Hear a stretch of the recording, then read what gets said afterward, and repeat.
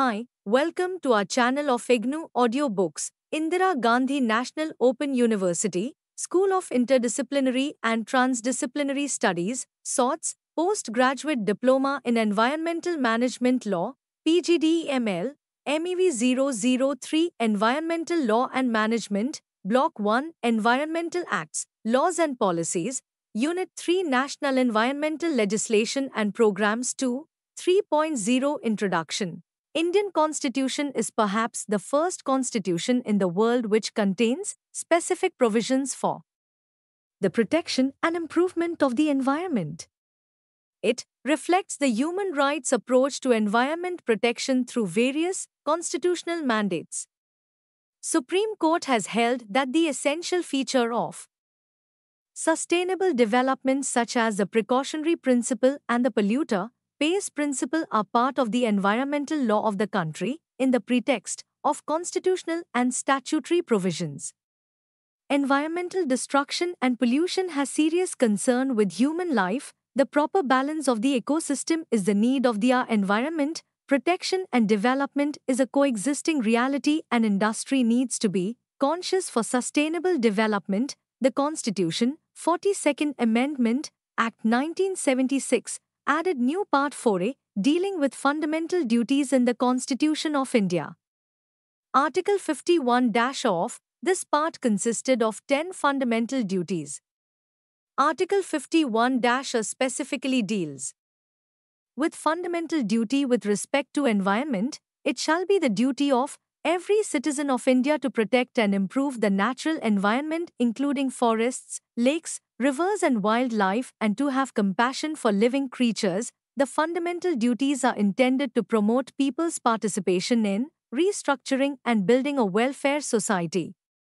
The protection of our environment is a matter of constitutional priority. Jaswal and Jaswal, 2014. The Constitution, 42nd Amendment, Act 1976 added a new directive, principles in Article 48 dealing with protection and improvement of environment. Fundamental rights should be interpreted in the light of directive principles. In Sachidan and Pandey v. State of WB, the Supreme Court is bound to bear in mind Articles 48-A and 51A(g) of the Constitution. In MC. Mehta v. Union of India, the court observed that Articles 39E, 47 and 48 by themselves and collectively cast a duty on the state to secure the health and protect and improve the environment. 3.1 Objectives. After studying this unit, you should be able to understand the constitutional provisions related to environment, explain about fundamental duties, fundamental rights and directive principle of state, describe the various laws related to noise pollutions and penalty. Explain the regulations with regard to hazardous waste and disposal. Guidelines and discuss various case laws related to environment protection. 3.2 Noise pollution control laws, meaning and concept. The term noise pollution is not defined in the legislative acts. The Environment Protection Act 1986 recognizes noise as an environment pollutant and empowers the central government to frame rules prescribing the maximum permissible limits for noise in different areas. Legislative measures. It is important to adopt certain legislative measures in order to control noise pollution. Law is the regulator to control the pollution. Different countries have different legislations to control noise pollution. In our country, there was no direct legislation for the control of noise pollution until the enactment of the Environment Protection Act 1986. Under the law of torts, if noise affects persons' comforts, then it would amount to nuisance, which is actionable. It is not necessary that there has been any injury to health. The appropriate relief for the victims of the nuisance under the law of torts is available either in the form of damages or by way of injunction. In this case, High Court of Madhya Pradesh in Dhanna Lal v. Chittar Singh may be referred. In Radhe Shyam v. Gurprasad, the Allahabad High Court held that abnormal noise produced by the flour mill. The Karnataka High Court in G. Veera Bhadrappa V. M. Nagamma observed the noise produced by the chili pounding machine which disturbed the normal work and peace. Jaswal and Jaswal, 2014. Noise pollution can be addressed under the criminal law also. Under Section 268 of the Indian Penal Code, noise is considered as public nuisance and a criminal liability.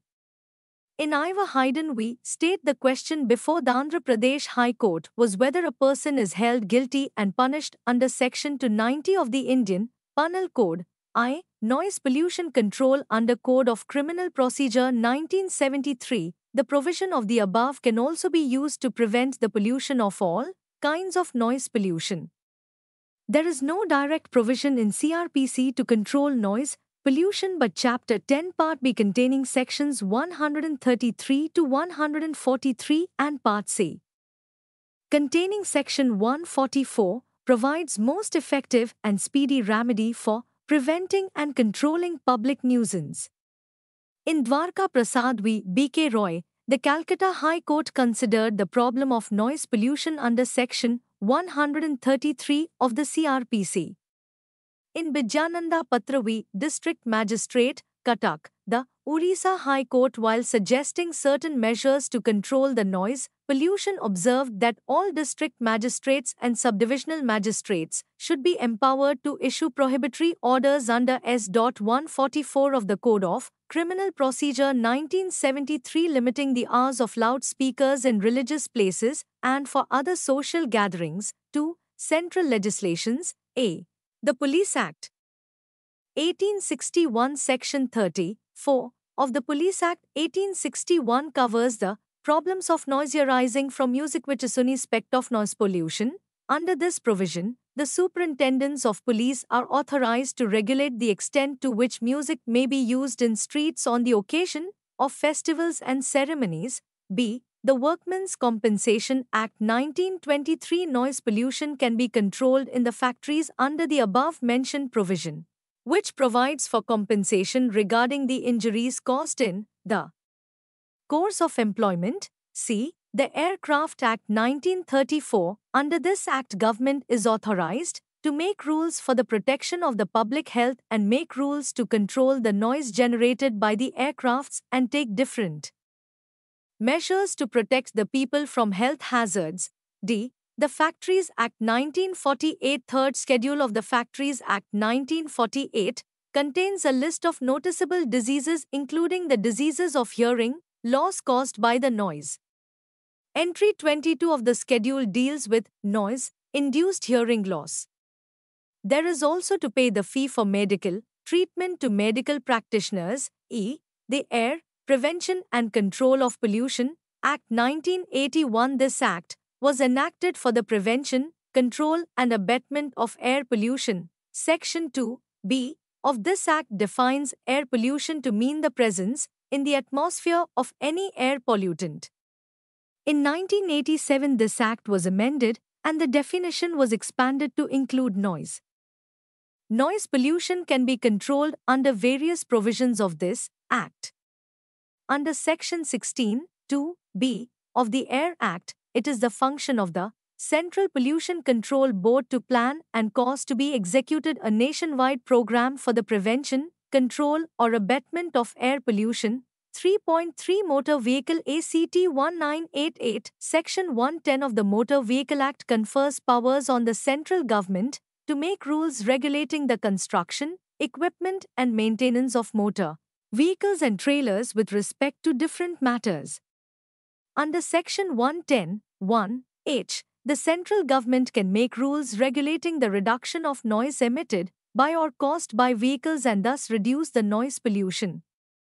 Under Section 111(2)(b) of the Act, the state government has got the powers to make regulations with regard to construction, equipment and maintenance of motor vehicles and trailers, prohibiting and restricting the use of audible signals at certain times or in certain places. Under Section 111(2)(c), state government can make rules prohibiting the carrying of appliances likely to cause a noise or danger. Under the said provisions, the problem of noise in vehicles resulting from their horns, audiovisuals and tape recorders etc. can be controlled. Under the Act 1939, every motor vehicle should be so constructed so as to meet the fuel efficiency standards prescribed by the government under this Act or any other law. A new clause may be added to include fuel efficiency as one of the criteria for which central government may make regulating rules. The Calcutta High Court in Rabin Mukherjee v. State of West Bengal, AIR, 1985 call.to22, recognized the nuisance created by noisy electric and air horns used in buses and trucks. The court directed the Transport Authority to strictly enforce the provisions of Motor Vehicles Act and the Bengal Motor Vehicle rules which restricted the use of loud and shrill horns. The Delhi High Court in Madarsa Road Residents Association v. Lieutenant Governor A.I.A.1995 Dale.195 entertained a public interest litigation to reduce the nuisance created by plying off heavy vehicles in silence zone and issue directions for taking prohibitory measures by invoking the provisions of Bombay Police Act and Delhi Control of Vehicular and Other Traffic on Roads and Streets Regulations, 1980, in Nayan Bihari Das v. State of Odisha, AIR 1998 ORI.39, the petitioner sought directions for prohibiting the use of multi-tone horns and other devices on the motor vehicles which produce unduly harsh and loud noise and cause disturbance and inconvenience to the public in general. It was noticed that Rule 119 of the Central Motor Vehicle Rules specifically prohibits the use. This horns and notices of these prohibition are exhibited at the bus stops and RTO offices. The Motor Vehicles Act, 1988 is the act which regulates all aspects of road transport vehicles. The Act came into force from 1 July 1989. It replaced Motor Vehicles Act 1939, which earlier replaced the first such enactment, Motor Vehicles Act 1914. The Act provides in detail the legislative provisions regarding licensing of drivers, conductors, registration of motor vehicles, control of motor vehicles through permits, special provisions relating to state transport undertakings, traffic regulation, insurance, liability, offences and penalties, etc. For exercising the legislative provisions of the Act, the Government of India made the Central Motor Vehicles Rules 1989, 3.4 Factories ACT 1948. This Act was passed after the Bhopal tragedy and the Supreme Court's judgment in the Shriram gas leak case. MC Mehta v. Union of India, AIR, 1987 SC 965. The 1987 amendment to the Factories Act introduced special provisions on hazardous industrial activities. Section 12 of the Factories Act of 1948 required all factories to make effective arrangements for waste disposal and empowered state governments to frame rules implementing these directives. Act No. 63 of 1948, as amended by the Factories Amendment Act 1987, Act 20 of 1987, serves to assist in formulating national policies in India with respect to occupational safety and health in factories and docks in India. It deals with various problems concerning safety, health, efficiency, and well-being of the persons at workplaces. The Act is administered by the Ministry of Labour and Employment in India through its Directorate General Factory Advice Service Labour Institutes, DUCFASLI, and by the state governments through their factory inspectorates. The Act is applicable to any factory wherein 10 or more workers are working or were working on any day of the preceding 12 months and in any part of which a manufacturing process is being carried on with the aid of power, or is ordinarily so carried on, or whereon 20 or more workers are working or were working on any day of the preceding 12 months and in any part of which a manufacturing process is being carried on without the aid of power, or is ordinarily so carried on, but this does not include a mine or a mobile unit belonging to the armed forces of the Union, a railway running shed or a hotel, restaurant or eating place, 1987 amendment to the Factories Act introduced special provisions on hazardous industrial activities. It empowers the states to appoint a committee to advise on initial location of factories that employ hazardous substances. The particulars regarding health hazards at the unit and also preventive arrangements are told to the workers.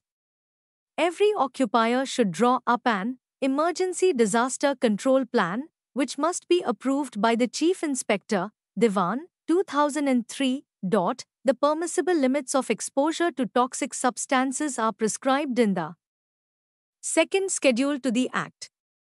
Safety committee consisting of workers and managers are required periodically to review the factory's safety measures. The occupier is required to maintain workers' medical records and must employ operations and maintain personnel who are experienced in handling hazardous substances. The permissible limits of exposure to toxic substances are prescribed in the second schedule to the Act.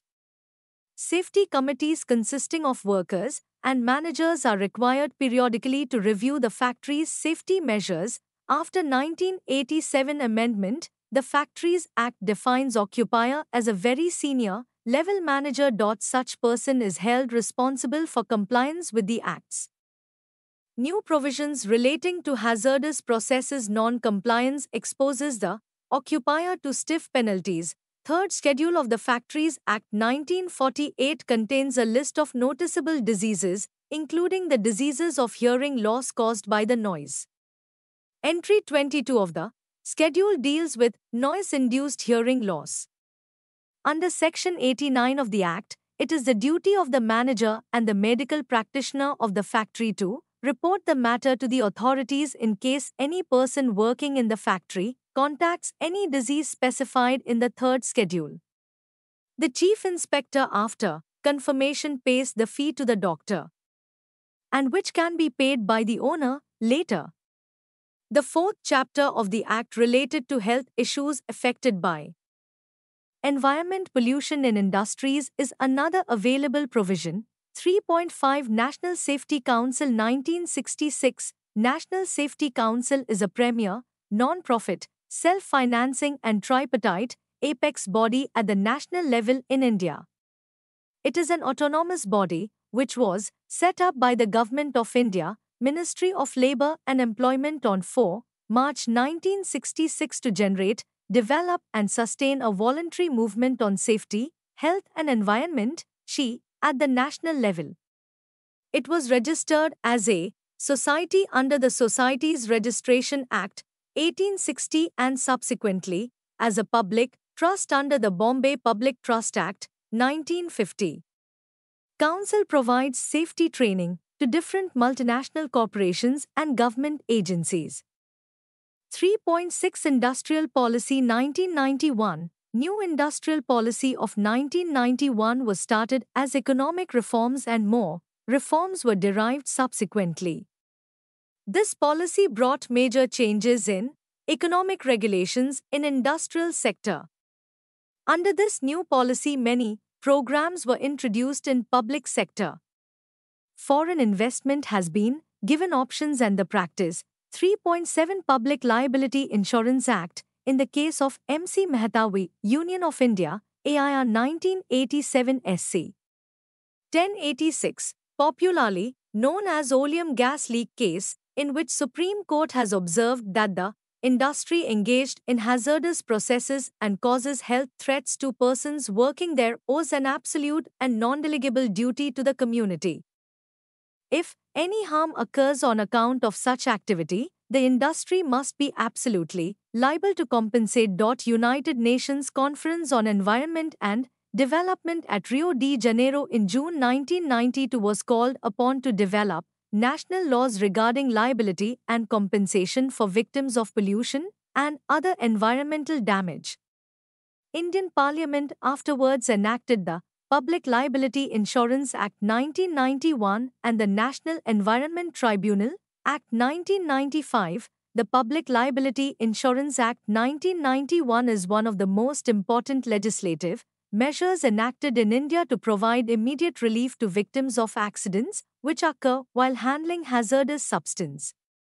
The Act imposes no fault liability upon the owner of the hazardous substance and requires the owner to compensate the victims irrespective of any neglect or default on their part.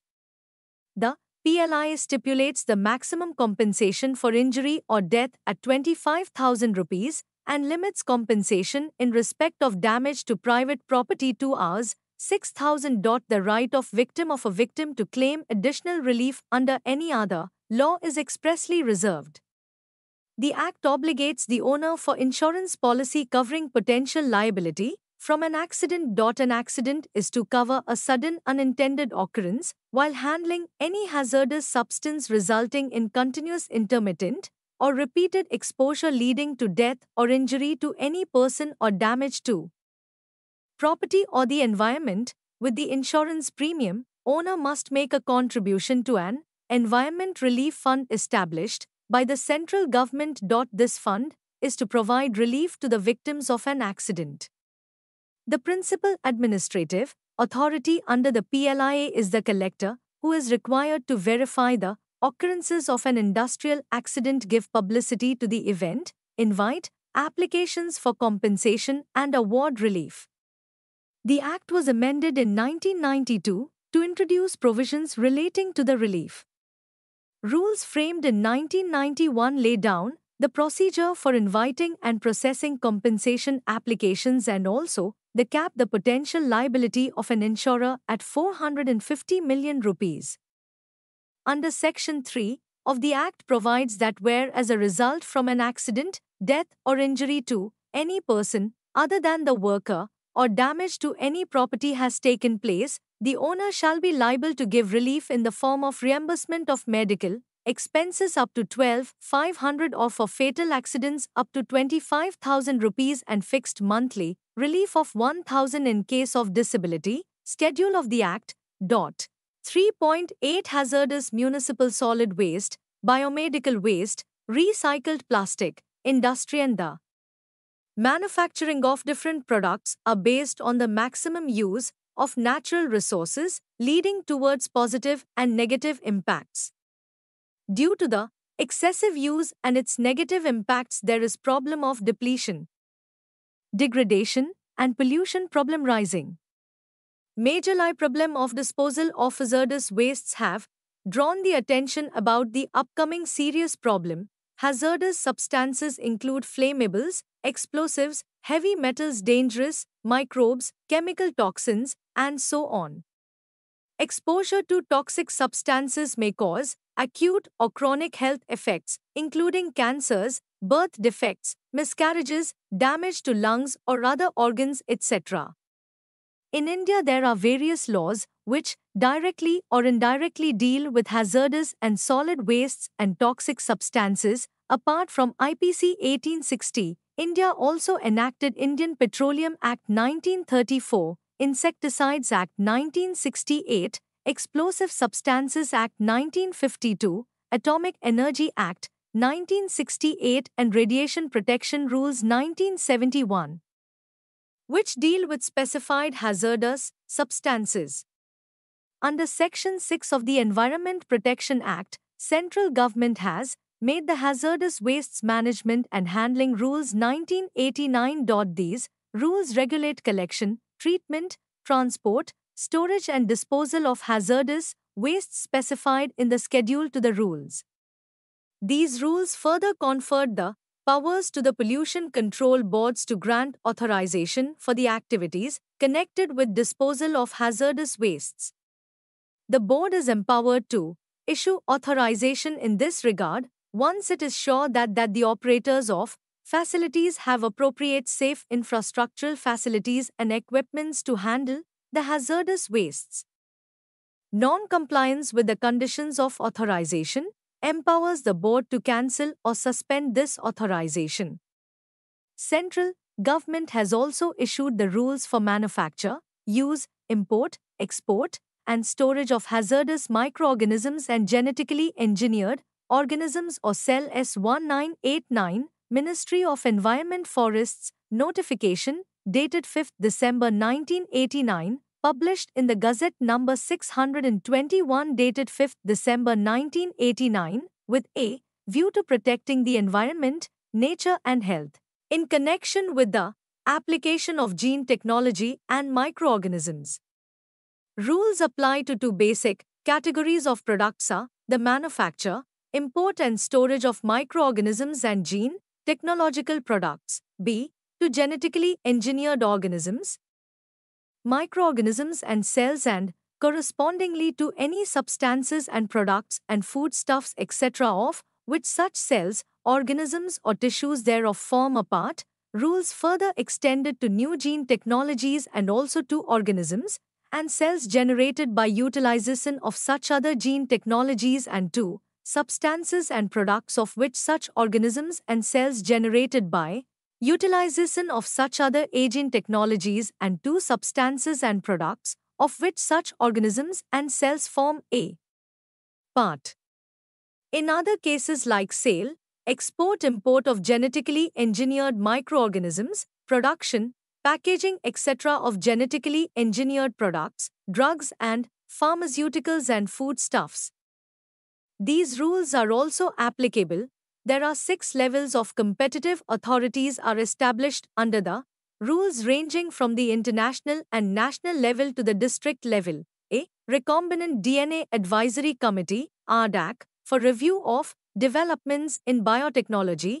B. Review Committee on Genetic Manipulation, RCGM, to monitor the safety-related aspect in respect of ongoing research projects and activities involving hazardous microorganisms. C. Institutional Biosafety Committee, IBSC, constituted by research institutions handling microorganisms. D. Genetic Engineering Approval Committee, GEAC, functions as a body for activities involving large-scale use of hazardous microorganisms and recombinants in research and industrial production from the environmental angle. E. State Biotechnology Coordination Committee, SBCC, to inspect, investigate, and take punitive action in case of violations of statutory provisions through Nodal Department and State Pollution Control Board or Directorate of Health. F. District Level Committee, DLC, wherever necessary to monitor the safety, regulations in the use of hazardous microorganisms and its applications in the environment. Recycled Plastics Manufacture and Usage Rules 1999, the central government in exercise of the powers conferred by Section 3(2)(8), read with Section 25 of the Environment Protection Act 1986, has enacted these rules. These came into force in 1999. These rules have been enacted with the aim to prohibit the use of carry bags or containers made of recycled plastics for storing, carrying, dispensing, or packaging of foodstuffs. These rules further prescribe conditions for manufacturing to carry bags and containers of plastics. They also put obligation on the Plastic Industry Association to undertake self-regulatory measures. Handbook on Environmental Law, Environment Protection, Land and Energy Laws, Sanjay Upadhyay, Videsh Upadhyay, Lexis, Nexus Butterwords, Wall 3. In this significant set of rules issued by the central government is the Recycled Plastics Manufacture and Usage Rules 1999, the Gazette of India. Extraordinary, Part 2 Sub S2 issued by Ministry of Environment and Forests, wide notification. Number S0705F dated 2nd September 1999. The SPCB and Pollution Control Committees, PCCs, have been designated as competent authorities to enforce these rules. In concerned district where no such authority has been constituted by the state government or union territory, the district collector or the deputy commissioner will be the authority for enforcement of the provisions of these rules.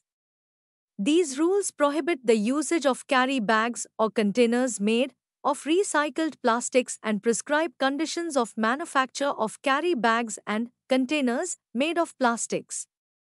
Standards of recycling, marking and codification of plastics have also been specified. Handbook on Environmental Law Environment Protection. Land and Energy Laws Sanjay Upadhyay, Videsh, Upadhyay LexisNexis Butterwords Wall 3. Rule 3 provides that the Pollution Control Boards are authority for enforcing these rules related to manufacture and recycling. Rule 6 provides that recycling of plastic bags or containers shall be undertaken strictly in accordance with the Bureau of Indian Standards Specifications, Municipal Solid Wastes, Management and Handling, Rules 2000, Municipal Solid Waste, MSW, Management or Garbage Disposal is another neglected area of urban development. In most cities, nearly half of the MSW generated remains unattended.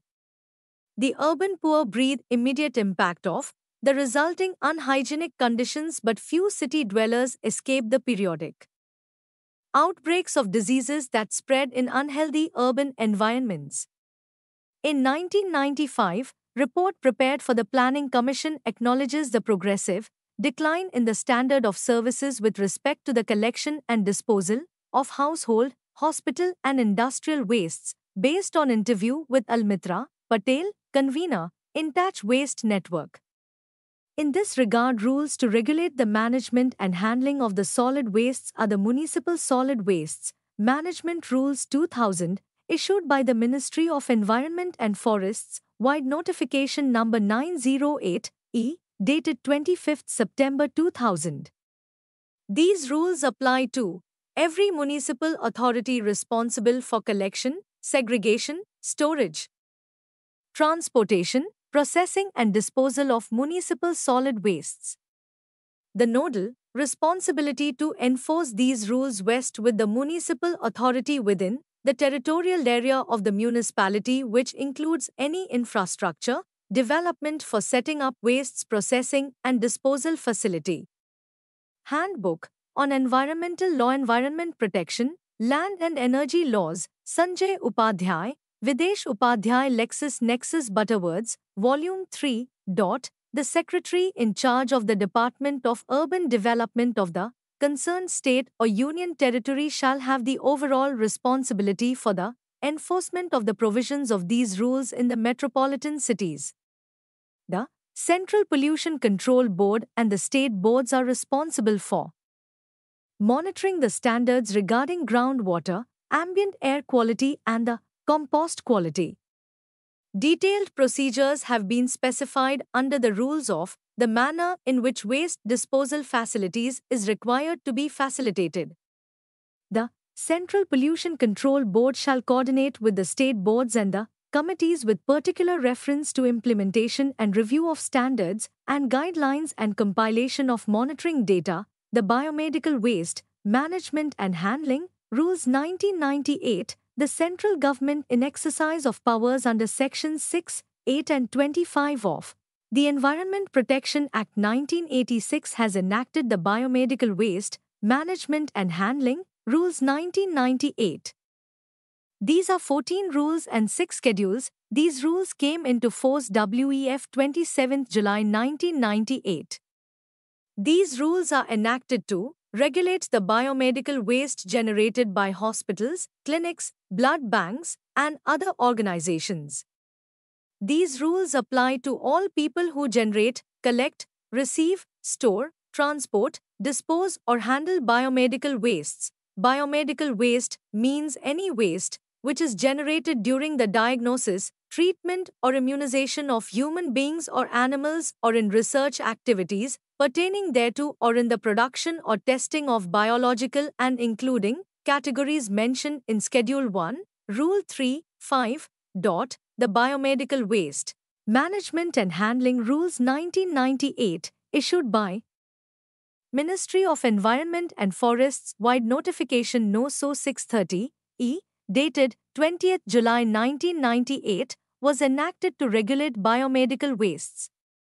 The rules apply to all people who produce, collect, receive, store, or transport biomedical waste. The biomedical waste shall be properly treated and disposed of. Schedule 1 prescribes different method of treatment and standards are prescribed in Schedule V of the rules. It prescribes the different methods of disposal of biomedical waste according to their nature. Every occupier, according to the Rule 5, shall set up requisite biomedical waste treatment facilities. As per the rule, it shall be the duty of every occupier of an institution generating biomedical waste.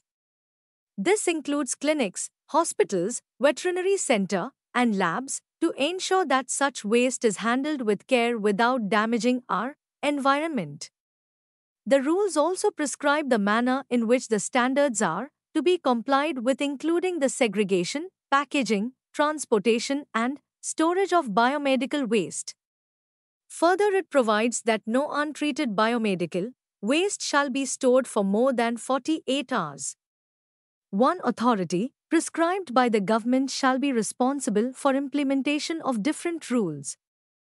The prescribed authority would be under the overall control of the state government of the union territory. There is also provision to have an advisory committee comprising of specialists in medical sciences, veterinary sciences, environment, sciences, and administration. A notification is also issued to use fly ash in brick manufacturing processes and construction work. This would solve the problem of disposal of substantial amount of solid waste in the form of fly ash or pond ash that is generated through thermal power plant, coal, or manufacturers. 3.9 Legal Framework on Environment, Authorities and Environment Protection. The Central Pollution Control Board, CPCB, is the nodal agency at the national level for pollution control generally. It is an autonomous body set up in September 1974 under the provisions of the Water Act, 1974.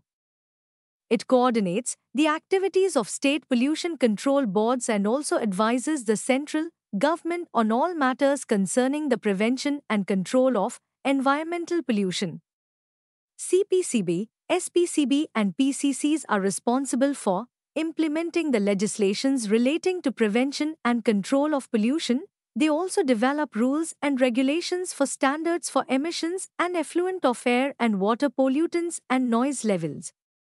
The State Board for Prevention and Control of Water Pollution, constituted under the Water Act 1974, or a State Board for the Prevention and Control of Air Pollution, constituted under THEAR Act 1981, are the nodal state-level implementing authorities for pollution control. Numerous authorities have been created under the EPA. For example, the historic Taj Mahal was attempted to be resolved through the Taj Trapezium Zone Pollution Authority. Similarly, Environment Pollution Authority was created for the National Capital Region. The legislative framework of EPA and the rules and regulations issued thereunder, the concept of environment audit, EI and CRZ, are important legal tools. Several rules regarding consent of procedures, sitting of industrial projects, regulations of hazardous wastes, management of solid wastes, and numerous authorities created under the Act can be judiciously used for various aspects of environment protection. The courts have distinctly approached problems of environment protection under two clear planning and schemes. On one hand, there is a judicial aggression on cases where pollution is the major cause of conflict, and on the other, there appears to be judicial restraint when it comes to mega projects in the area of infrastructure. The courts have relied on the wisdom of the state more often and considered that the policy not to be interfered with. The cases on nuisance and environment protection show that common law principles may be utilized for environment protection. National Environment Appellate Authority. The National Environment Appellate Authority was created in 1997 primarily to deal with the numerous cases that flooded the Hobbieli Supreme Court and with a view to deal with the conflicts by a group of experts headed by a retired judge of the Hobbieli Supreme Court. The objective of this authority is to bring transparency in the process and ensure smooth implementation of the development schemes and projects. Relevant legislations. Chapter 14 of the Indian Penal Code deals with offences affecting public health, safety. Section 268 of IPC talks about public nuisance and deems guilty a person who is indulged in an illegal act, causes common injury to the public. In Madhavi v. Thilkan, 1988, to KLT 730, the Kerala High Court has observed that workshop is responsible for causing nuisance by air pollution, but it was also the livelihood to some persons. So this was not the valid ground for causing pollution. Under S134 CRPC, the order passed by the magistrate has to be served on the person against whom it is made. Non-compliance with the order is punishable under S188 of Indian Penal Code.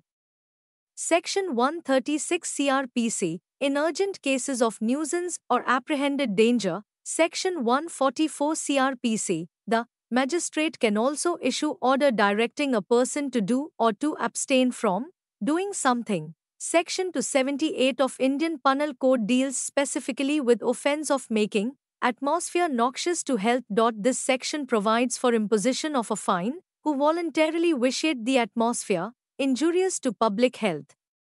Section 290 of Indian Penal Code is a residual clause that provides for fine for public nuisance. 3.10 Important judgments on environment protection. Municipal Council Ratlam v. Vardhichand ORS, Sachidanand Pandey v. State of West Bengal, M.C. Mehta v. Union of India, L.K. Kulwal v. State of Rajasthan, Tehri Bandh Viridhi Sangharsh Samiti v. State of UP, M.C. Mehta v. State of Odisha, M.C. Mehta v. Union of India, Bhopal Gas Disaster Case, State of Himachal Pradesh v. Umod Ram Sharma, Union Carbide Corporation v. Union of India. 3.11 Summary. Right to healthy environment is firmly established. To protect the environment is prime duty of the state. New dimensions of legal control are added and new challenges are opened before courts. There have been significant changes in the law and jurisprudence relating to environment in India. The proper balance of the ecosystem is the need of the environment. Protection and development is a coexisting reality, and industry needs to be conscious for sustainable development. From time to time, various legislations relating to protection of environment from specific types of pollution have been passed by the Indian legislature. Environmental law is a synthesis of principles, concepts, and norms generated by other laws. For remedying environmental harm, concepts of civil liability, which had their origin in tort, have been accepted. Thank you for watching. We will see you in the next video with the next chapter.